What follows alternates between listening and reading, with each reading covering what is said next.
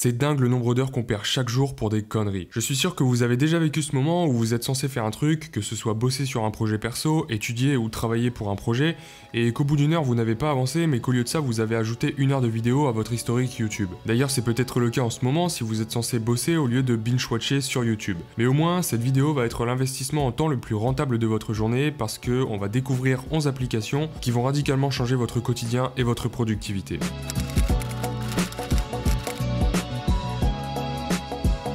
Alors sans plus attendre, on plonge direct dans le vif du sujet. Je vais découper cette vidéo en 3 parties, la gestion des tâches, la prise de notes et la concentration. Alors l'idée de cette vidéo, c'est pas de télécharger toutes les applications possibles, mais de trouver celle qui vous correspond le mieux et surtout d'adapter leur utilisation à vos projets et votre motivation. Commençons tout de suite par la gestion des tâches. Hormis le fait que ce genre d'application soit ultra efficace si on les utilise correctement, elles permettent surtout de libérer son esprit. Parce que je sais pas si vous avez déjà remarqué, mais on pense toujours à un truc au moment où il ne faut pas. Par contre, quand il faut absolument se rappeler d'un truc à un moment précis, comme par hasard notre cerveau oublie. Et c'est normal parce qu'il est conçu de manière à économiser un maximum d'énergie, du coup il se rappelle des choses importantes au moment où il a un signal pour s'en rappeler. La première application de gestion de tâches à laquelle je pense, c'est Todoist. Elle est dispo sur toutes les plateformes mobiles, web ainsi que macOS. Ça fait plusieurs mois que j'utilise cette application parce qu'elle est à la fois très complète et très simple d'utilisation. Et pour moi elle comporte toutes les fonctionnalités nécessaires. Groupement des tâches par projet, par sous-projet, on peut ajouter des labels sur chaque tâche pour les regrouper autrement, par mail par exemple, ou alors pour les tâches qui prennent moins de 5 minutes, l'ajout de priorité des tâches et aussi bien sûr des rappels. Alors il y a d'autres fonctionnalités mais je ne vais pas tout détailler. Pour moi, une application qui stocke toutes les tâches à faire, que ce soit le jour même ou pendant plusieurs mois, elle doit avoir une caractéristique fondamentale, la simplicité d'utilisation. Parce que si on télécharge une application de tâches, c'est logiquement parce qu'on n'a pas trop de temps libre, et du coup on n'a pas forcément 1 heure à passer sur des guides d'utilisation ou des tutoriaux qui permettent de tirer un maximum de profit de l'application. Et c'est ce que j'apprécie vraiment avec Todoist, c'est son ergonomie, c'est un outil qui est très rapide à prendre en main.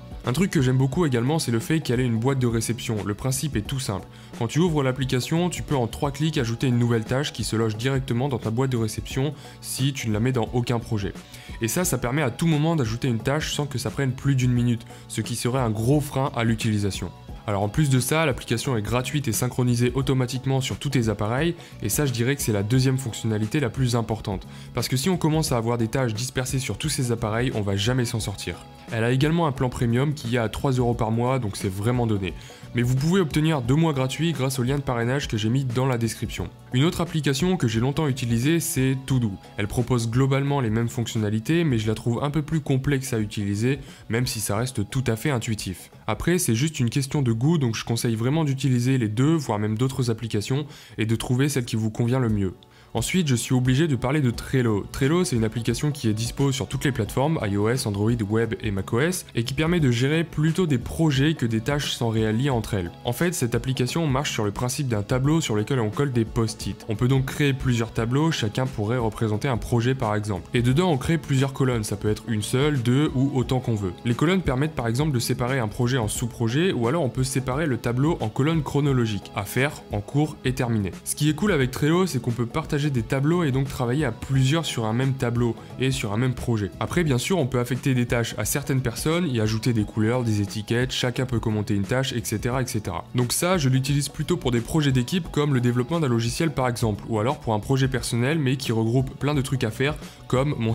Ah non c'est vrai, ça c'est encore secret, je vous en parlerai plus tard. Encore une fois, toutes les infos sont dans la description si l'application vous intéresse. Ensuite, passons aux applications de prise de notes, parce que on doit tous plus ou moins prendre des notes de manière quasiment quotidienne. Par exemple, j'utilise une application de notes pour écrire mes vidéos, pour retenir les points importants d'un rendez-vous, pour noter mes idées en vrac et même pour mes cours. Ouais, il faut pas oublier les cours quand même. Et après avoir utilisé des dizaines d'applications différentes, je me suis rendu compte que énormément d'informations étaient perdues dans le vide parce que je changeais à chaque fois d'application. Un coup j'utilise celle-ci, un coup une autre et un coup je change encore.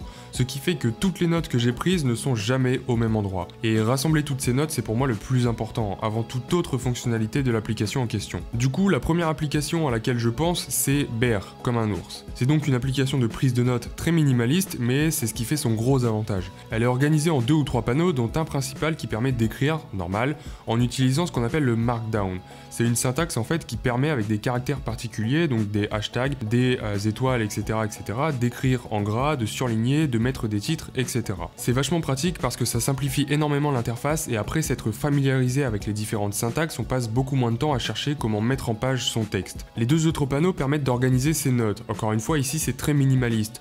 Ça fonctionne avec le principe de hashtag, donc des étiquettes qui permettent de regrouper les notes entre elles ou de les mettre dans plusieurs catégories en même temps. C'est très pratique pour les petites notes comme les inspirations prises sur le coin d'une table ou les notes de rendez-vous. Par contre, je ne conseillerais pas cette application pour prendre des notes en cours ou pour quelque chose qui demande plus de structure. La deuxième application que j'utilise tous les jours, c'est GoodNote. Vous m'avez beaucoup posé la question en commentaire de quelle application j'utilisais sur mon iPad dans mes vidéos quand je prenais des notes manuscrites et voilà la réponse. GoodNote est dispo sur iPad, iPhone et macOS, mais je l'utilise principalement sur iPad et si je me trompe pas, elle coûte à peu près 8 €, mais c'est un achat one shot donc pas d'abonnement. Et en plus de ça, vous obtenez les mises à jour gratuitement. Donc GoodNote est très pratique lorsqu'on veut mélanger du texte et des schémas, des dessins, des brouillons, etc.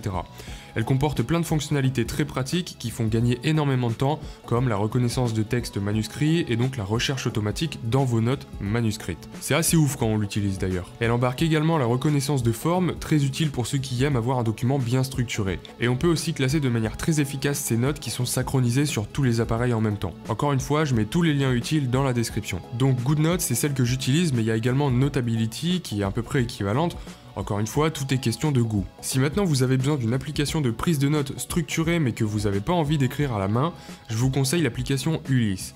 Ulysse, c'est une application de prise de notes mais qui comporte bien plus de fonctionnalités et qui est un peu plus tournée vers l'utilisation pour les études, d'après ce que j'ai remarqué en tout cas. Alors je l'ai jamais utilisé mais j'en ai entendu beaucoup de bien, donc je vais pas m'étaler là-dessus. Toutes ces applications permettent donc de mieux s'organiser, donc c'est la première étape. Mais une fois qu'on sait quoi faire et peut-être aussi comment le faire, il faut encore arriver à le faire. Et ça, c'est sans compter sur notre capacité extraordinaire en tant qu'être humain à se concentrer des heures sur une même tâche. Du coup, j'ai trouvé quelques applications qui permettent de se concentrer plus facilement et surtout plus longtemps. Alors il faut pas rêver non plus, c'est pas des outils magiques et la concentration s'acquiert avec l'entraînement, mais il existe des applications qui sont utiles pour cet entraînement. La première que j'ai en tête, c'est Forest. Aussi disponible sur toutes les plateformes, le principe est tout con mais très efficace. Vous plantez un arbre dans la forêt et tant que l'arbre n'est pas devenu adulte, vous n'avez pas le droit de quitter l'application ou d'aller sur les réseaux sociaux ou toute autre application contre-productive. Sinon, vous tuez l'arbre. Oui, c'est cruel. Bon, bien sûr, vous pouvez choisir la durée durant laquelle l'arbre va grandir, et ce petit jeu est vachement efficace parce qu'on se surprend vite à vouloir agrandir le plus possible notre forêt. Une autre application pour se forcer à se concentrer pendant un temps donné, c'est Be Focused. Elle est basée sur le même principe, mais sans ce côté gamification. Le principe est de mettre un timer de 25 minutes durant laquelle on bosse sur une tâche, puis de faire 5 minutes de pause.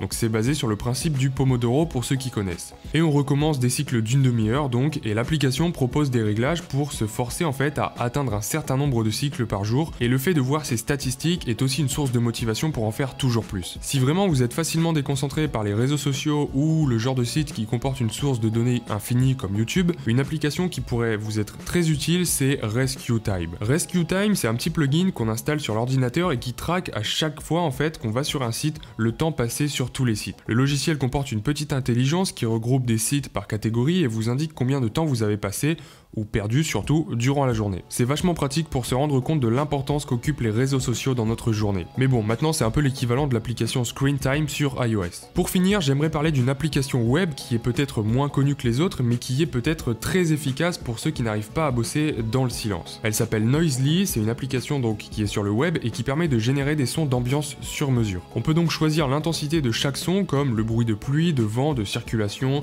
d'un feu de camp, etc., etc. Ça permet de se mettre dans une ambiance qui, pour certains, est très favorable à la concentration, donc encore une fois, il faut tester et voir ce que ça donne. Et ce qui est cool aussi, c'est qu'elle comporte également un mode pour écrire, une page blanche vierge de tout panneau de configuration qui permet de se concentrer entièrement sur ce qu'on écrit. Et encore mieux, elle a un mode hardcore qui permet de ne pas voir ce qu'on écrit. Et ça, je trouve ça vachement pratique pour ceux qui doivent faire un travail créatif d'écriture parce que ça permet d'écrire sans réfléchir et de laisser le flux créatif s'exprimer. Et ensuite, de revenir éventuellement sur les passages qui posent problème. Donc voilà, c'était 11 applications que j'utilise personnellement presque au quotidien maintenant pour certaines et qui m'ont bien aidé à me concentrer sur des projets particuliers et surtout à libérer mon cerveau de toutes les pensées qui l'assomment et qui restaient bloqués dedans si on ne les écrivait pas quelque part. Dites-moi dans les commentaires quelles applications vous utilisez et si vous venez d'en découvrir certaines.